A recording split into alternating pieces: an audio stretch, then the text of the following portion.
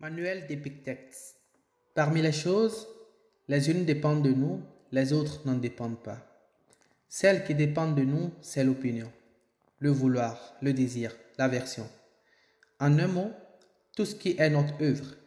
Celles qui ne dépendent pas de nous, c'est le corps, les biens, la réputation, les dignités. En un mot, tout ce qui n'est pas notre œuvre. Et les choses qui dépendent de nous sont par nature libres. Nul ne peut les empêcher, rien ne peut les entraver. Mais celles qui ne dépendent pas de nous sont impuissantes, esclaves, sujettes à empêchement, étrangères à nous. Souviens-toi donc que, si tu crois libre ces choses qui de leur nature sont esclaves, et propres à toi celles qui sont étrangères, tu seras entravé. Affligé, troublé, tu accuseras Dieu et hommes.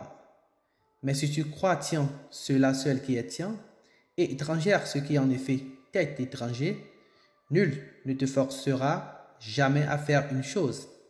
Nul ne t'en empêchera. Tu ne te plaindras de personne, tu n'accuseras personne. Tu ne feras pas involontairement une seule action.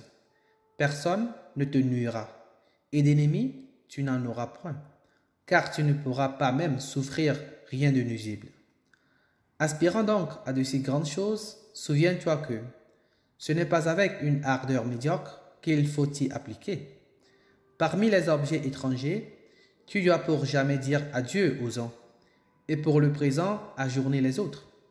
Car si tu veux avoir en même temps et les vrais biens, et les dignités ou les richesses, peut-être n'obtiendras-tu même pas ces dernières pour avoir désiré les autres, mais à coup sûr tu n'obtiendras pas les biens qui donnent seule liberté et bonheur. Aussitôt donc, devant toute imagination pénible, exerce-toi à dire, tu es imagination et apparence, nullement l'objet que tu parais être. Ensuite, sonde-la et juge-la avec les règles que tu possèdes. La première et la principale, c'est de voir s'il s'agit des choses qui dépendent de nous ou de celles qui n'en dépendent pas. S'agit-il de ces dernières, sois prêt à dire, il n'y a rien là qui me regarde moi. Souviens-toi que ce qu'on promet dans le désir, c'est d'obtenir l'objet désiré. Ce qu'on se promet dans l'aversion, c'est d'éviter l'objet en aversion.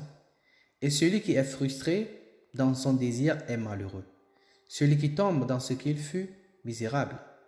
Fuis donc seulement les choses qui, dépendant de toi, sont contraires à la nature et tu ne tomberas point dans ce que tu fus.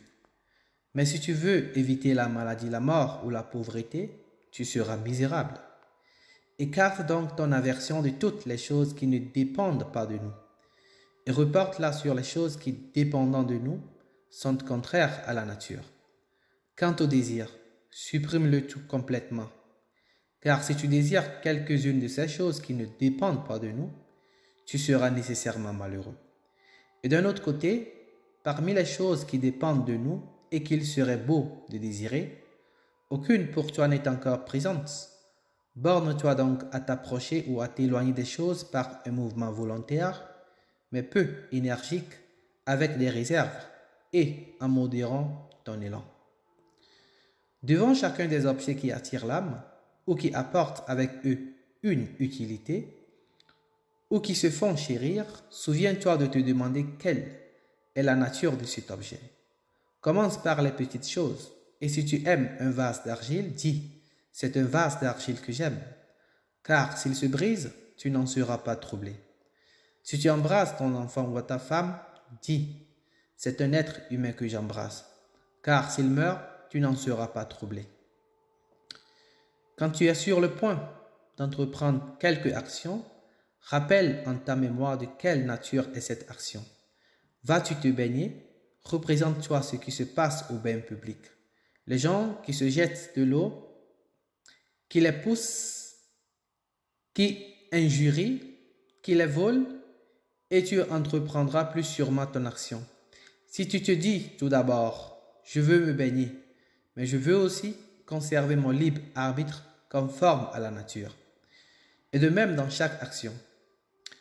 Car de cette manière, si pendant le bain, quelque empêchement te survient, tu seras prêt à dire, je ne voulais pas seulement me baigner, mais aussi conserver mon libre arbitre conforme à la nature, et je ne le conserverai pas si je m'irrite contre ce qui m'arrive. Ce qui trouble les hommes, ce ne sont pas les choses, mais leurs opinions sur les choses.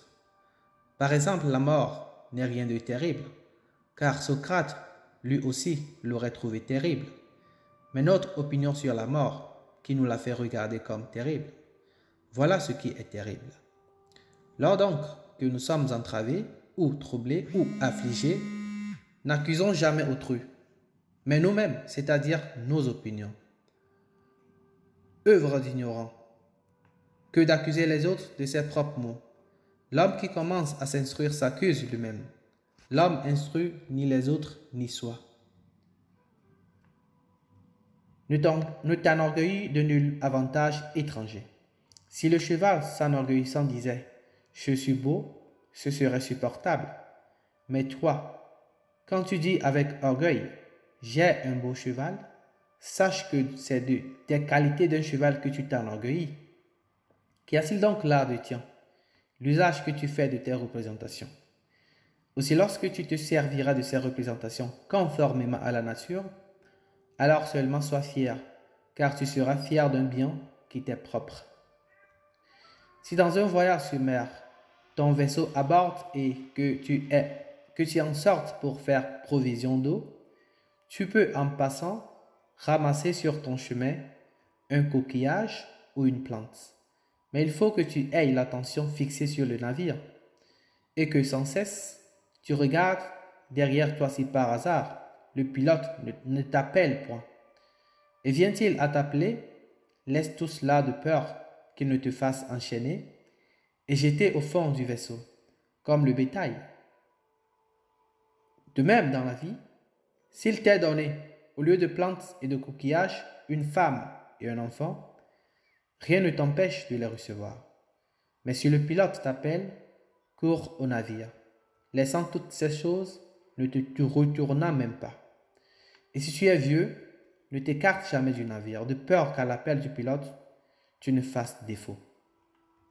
Ne demande pas que ce qui arrive, arrive comme tu le veux, mais veux ce qui arrive comme il arrive, et tu couleras une vie heureuse. La maladie est pour le corps un obstacle, mais pour le libre arbitre nullement, s'il ne le veut lui-même. Boiter est pour la jambe un obstacle, mais nullement pour le libre arbitre. Sur tout ce qui arrive, dis de même. Tu trouveras que c'est un obstacle pour quelque autre chose, mais pour toi, non. À chaque objet qui se présente, souviens-toi en te tournant vers toi-même de chercher quelle faculté tu possèdes relativement à l'usage de cet objet. Si tu vois un homme ou une belle femme, tu trouveras par rapport à eux la faculté de la continence. Si un labeur s'offre, tu trouveras le courage. Si c'est une injure, tu trouveras la patience. Ainsi accoutumé, les images qui se présentent ne pourront plus t'entraîner avec elles. Sur quoi que ce soit, ne dis jamais « je l'ai perdu », mais « je l'ai rendu ». Ton fils est mort, tu l'as rendu. Ta femme est morte, tu l'as rendue, elle aussi. On m'a pris ma terre, encore une chose que tu as rendue, mais c'est un méchant qui me l'a prise. Que t'importe par celui qui te l'a donnée, te l'a redemandé? Tant qu'il te la laisse, use-en comme d'une chose étrangère, comme usent d'une hôtellerie ceux qui passent. Manuel d'Épictète.